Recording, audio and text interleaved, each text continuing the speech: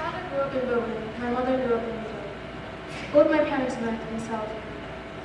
I consider myself to grow up in many places: Germany, India, and now the United States. A green card brought me here and I speak Mandarin Chinese. To put it simply, I'm mixed. And I am an immigrant. As are lots of Americans, and when people ask me if I thought living here, I always say I do. I do because America is one of the most diverse places on earth, and I find that comforting. Of course, diversity comes with consequences. Racism, violence, stereotypes, middle school students calling me a Nazi. But at its core lies culture, contribution, and community. And because I believe I've had good opportunities in my life, which I am very grateful for, my experience has been a good one. But I would still like to talk about the invisible barriers between us. Now, I am a high school student, and I don't have any real authority over this topic, except for my own willpower. And you, no matter where you live, have that same willpower. Change begins in the grassroots, you and me. Also background with two of my good friends, one Mexican, that African American. I founded a writing club at my school, and what we have in common has absolutely nothing to do with where we're from. It is simply storytelling. And believe it or not, it is possible for a group of unfamiliar teenagers of all backgrounds and all ages to come together in a classroom after school and be bored. For instance, during one of our meetings, our task was to write about our fears. Just raw fears about life. And we had people talk about panic attacks, depression, sexual assault, fitting in, just things I personally was not expecting them or me to feel comfortable sharing. This experience led me to one. People want their culture acknowledged, but their ability to guide their own path. So get to know people. Ask about their joys, their experiences, their passions, all the things that allow you to learn about a different place, and all the things that have absolutely nothing to do with where you're from. Ask about their fears and you might discover that you're afraid of the same things.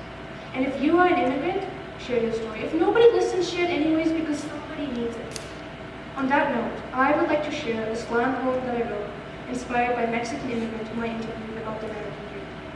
Because you see, I am more than my identity to you. For instance, my dream is to write.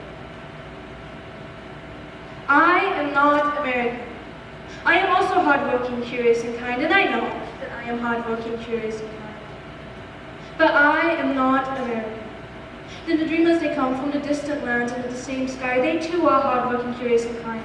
And they wonder, if only I could be American. Because America's big houses and cola, yes, I call it cola, and voting badges the place better than the place from which they arrive, but even the sun can shine too bright and too long, and then the land is dry. And if the sun was the immigrants, the privileged immigrants who said, give me liberty or give me death, then the land was the land where the black man stood and chained and silenced at the exact same time. If this is the land where the black man must cry, what to the slave is the 4th of July? And then he dies with a knee to his neck. Literally.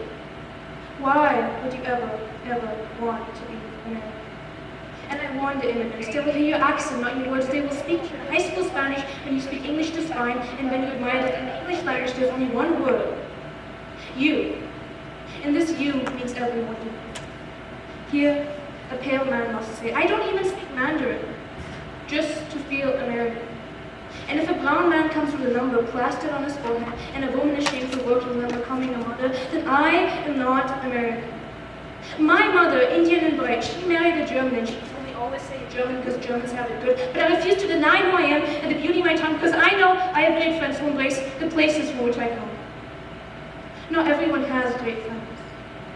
I grew up protected, I know I did, because I can never understand the people who like to fight when I don't realize that they don't have a choice the same way that whites say that racism is no longer alive.